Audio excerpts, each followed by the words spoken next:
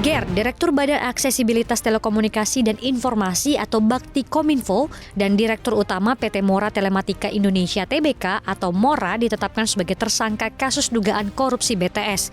Kejagung menetapkan dan menahan 3 tersangka dalam perkara dugaan tindak kasus dugaan korupsi, penyediaan menara BTS 4G, dan infrastruktur pendukung tahun 2020 hingga 2022. Salah satu tersangka yang ditahan oleh Kejaksaan Agung adalah Direktur Utama Badan Aksesibilitas Telekomunikasi dan Informasi Kementerian Komunikasi dan Informatika Anang Ahmad Latif.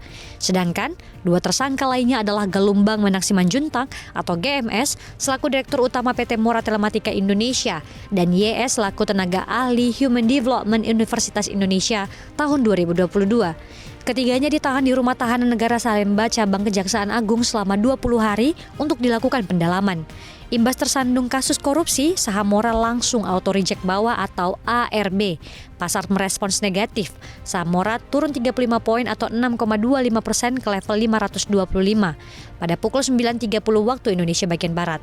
Tercatat, sebanyak 899.990 saham Mora ditransaksikan dengan nilai 477 juta rupiah.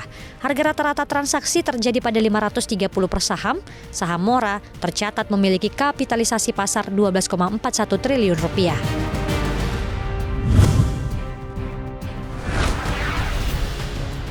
Tak terbendung, indeks harga saham gabungan atau IHSG terjun bebas 2,34% pada penutupan perdagangan hari ini. Ramalan Dana Moneter Internasional atau IMF menjadi salah satu sentimen yang menjegal langkah IHSG. Meski ngeri, ramalan itu bukan tanpa alasan. Pasalnya, 3 mesin utama ekonomi dunia yakni Amerika Serikat, China, dan Uni Eropa bakal melambat. Ramalan tersebut turut mempengaruhi sikap investor asing. Mereka ramai-ramai melarikan duitnya ke luar negeri. Investor asing melepas saham big cap. Saham 4 bank besar sudah pasti menjadi korban penurunan harga pun tak terhindarkan. Dari deretan bottom movers, saham emiten perbankan berkapitalisasi pasar terbesar kedua yakni PT Bank Rakyat Indonesia Tbk atau BBRI menjadi pemberat paling besar IHSG pada sesi kedua hari ini, yakni hingga mencapai 20,96 indeks poin. Sedangkan di posisi kedua terdapat saham PT Bayan Resources Tbk atau BYAN yang juga memberatkan indeks hingga 17,38 indeks poin. Terakhir ada saham PT Telkom Indonesia Tbk atau TLKM yang turut memperberat IHSG sebesar 11,09 indeks poin. Anjloknya bank-bank buku 4 berpengaruh signifikan terhadap IHSG, mengingat bobotnya terhadap indeks sangat besar, sehingga penurunan saham big cap turut memangkas performa IHSG.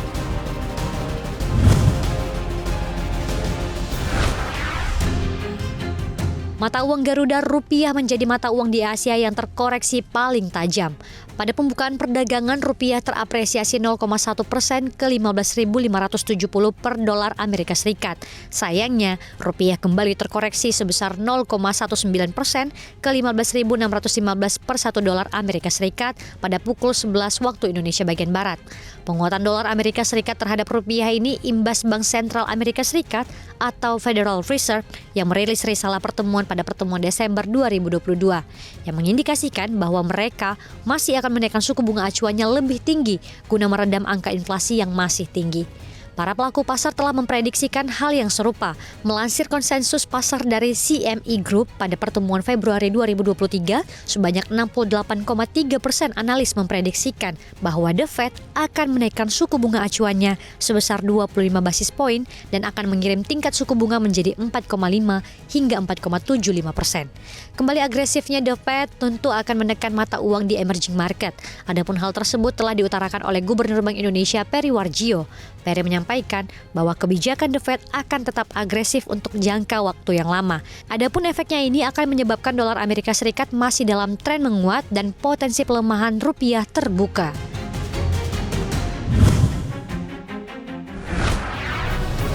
Di tengah ramalan IMF yang memperkirakan sepertiga ekonomi dunia akan mengalami resesi, kini giliran Moody's yang juga memproyeksi perlambatan ekonomi akan terjadi di tahun ini.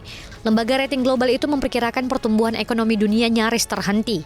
Kepala Ekonom Moody's Analytics, Mark Zandi mengatakan, 2023 menjadi tahun yang sulit bagi perekonomian dunia. Namun menurutnya, resesi masih dapat dihindari menyusul level inflasi saat ini cukup moderat dan fundamental ekonomi tetap sehat. Zandi juga memperkirakan tahun ini angka pengangguran kemungkinan akan meningkat namun tidak begitu tajam. Menurut perkiraan Moody's, pengangguran meningkat hingga 4,2% di 2023 dari level saat ini 3,7%. Mengejutkan, Amazon akan mem-PHK lebih dari 18.000 karyawannya sebagai dampak dari memburuknya kondisi ekonomi global belakangan ini. CEO Amazon, Andy Jassy, dalam memo yang dibagikan perusahaan ke karyawan mengatakan pekerja yang terdampak kebijakan PHK tersebut termasuk diantaranya HRD dan juga toko Amazon. Informasi lengkap soal siapa saja yang terkena PHK akan disampaikan pada 18 Januari 2023 mendatang. Jassy dalam memonya juga mengatakan PHK sebenarnya pilihan sulit. Namun para eksekutif Amazon yang bertemu baru-baru ini untuk menentukan cara melangsingkan perusahaan untuk memprioritaskan kesehatan bisnis perusahaan dalam jangka panjang. Pasalnya, para eksekutif menyimpulkan bahwa ekonomi tahun ini kemungkinan makin memburuk. November 2022, Jassy sebenarnya telah mengatakan bahwa pemutusan hubungan kerja di Amazon masih akan berlanjut hingga awal 2023.